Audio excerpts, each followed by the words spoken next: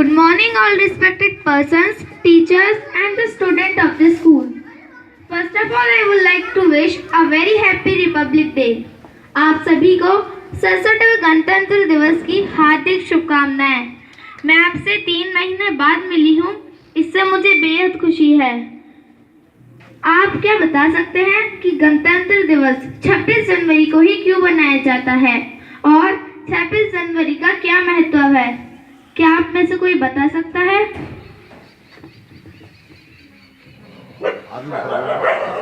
तो चलिए मैं ही बता देती हूँ।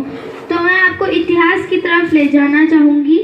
आप यह तो जानते ही हैं, 15 अगस्त 1947 को जब देश आज़ाद हुआ था तो उसके बाद संविधान बनाने का काम शुरू किया गया।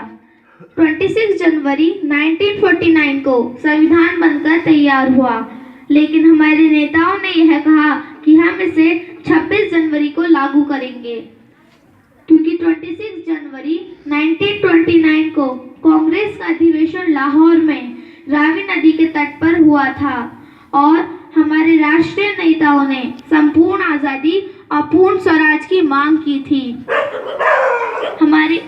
जब सारी दुनिया सो रही थी तब भारत जाग खड़ा हुआ।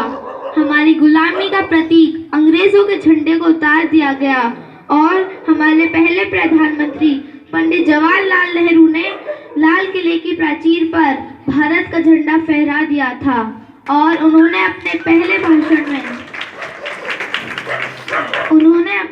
भाषण में यह कहा कि हर अंतिम आंख से आंसू पोंछना ही आज़ादी का लक्ष्य है। लेकिन आज आज़ादी के 70 वर्ष बाद कहीं यह नहीं लगता कि वो संकल्प रावी नदी के तट पर लिए गए और जो हमारे प्रधानमंत्री ने कहा था कि हर अंतिम आंख से आंसू पोंछना ही आज़ादी का लक्ष्य है, कहीं वो पीछे छूट गए हैं। आज भी करोड़ों आंखों में आंसू हैं। महंगाई, बेरोजगारी, बाल मजदूरी, इतनी सारी मुश्किलें भारत की तरफ मुंह बाएं खड़ी हैं।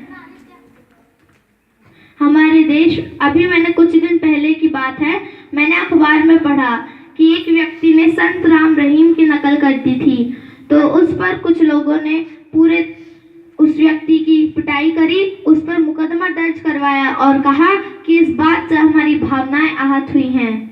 मैंने कुछ दिन पहले सुना कि एक व्यक्ति ने हजरत मोहम्मद पैगंबर साहब के ऊपर टिप्पणी कर दी थी, तो उस पर पूरे देश में तूफान खड़ा कर दिया गया। कई बसों, कारों को आग लगा दी गई, कई थानों को आग लगा दी गई और कहा कि इससे हमारी भावनाएं आहत हुई हैं। अगर हमारी भावनाएं वास्तव में आहत होनी चाहिए तो इस बात से आहत होनी चाहिए कि करोड़ों बच्चे बाल मजदूरी कर रहे हैं। हमारी भावनाएं आहत होनी चाहिए तो इस बात से आहत होनी चाहिए कि 3 करोड़ से भी ज्यादा बच्चे भीख मांगते हैं। हमारी भावनाएं आहत होनी चाहिए तो इस बात से आहत होनी चाहिए कि ना जाने कितने लोग भूखे पेट सो जाते हैं। हमारी भावनाएं आहत होनी चाहिए तो इस बात से आहत होनी चाहिए कि जिन लोगों के सर पर छत तक नहीं है और उनके पास गर्म कपड़े ना होने के कारण वे बेचारे ठंड से मर जाते हैं। हमारी भावनाएं आहत होनी चाहिए तो इस बात से आहत होनी चाहिए कि किसानों को उनकी फसल का मूल्य नहीं मिल पाता है, वह मेहनत और मजदूरी का मूल्य नहीं मिल पाता है। कुछ दिन पहले की बात है, मेरे पापा ने मुझे बताया कि जो हमारे गन्ना किसान हैं, उन्होंने जो अपने गन्ने मील को बेचे थे, उनका पूरा पैसा ना उन्हें पिछली साल मिला और इस साल तो उन्हें कुछ भी नहीं मिला। क्या यह राष्ट्रीय शर्म का विषय नहीं है? मैंने पापा से पूछा, पापा अगर हम दुकान से कोई चीज खरीदते हैं तो उसका पैसा हम तुरंत भरते हैं, वरना दुकानदार हमें कोई सामान नहीं देता है, चाहे वो कपड़े हो, खाने का कोई भी सामान हो। अगर हम रुपये नहीं देते हैं तो दुकानदार हमें कुछ भी नहीं देता है।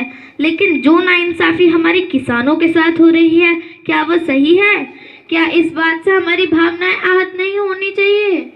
यदि हम सच्चे गणतंत्र दिवस और सच्ची आज़ादी का जश्न मनाना चाहते हैं और जो सपना हमारे डॉक्टर APJ अब्दुल कलाम ने देखा था कि 2020 तक भारत को एक विकसित देश बनाना है, और गांधी जी ने जो कहा था कि भारत की तरक्की गांव की तरक्की पर निर्भर करती है।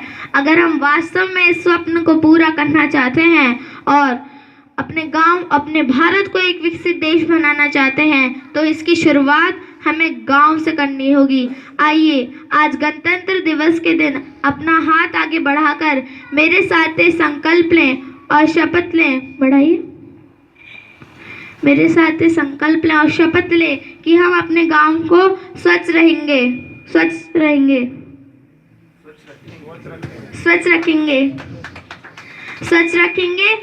रहेंगे, सभी के प्रति सद्भाव व संभाव रखेंगे, सभी का आदर करेंगे, अधिक से अधिक शिक्षित बनेंगे।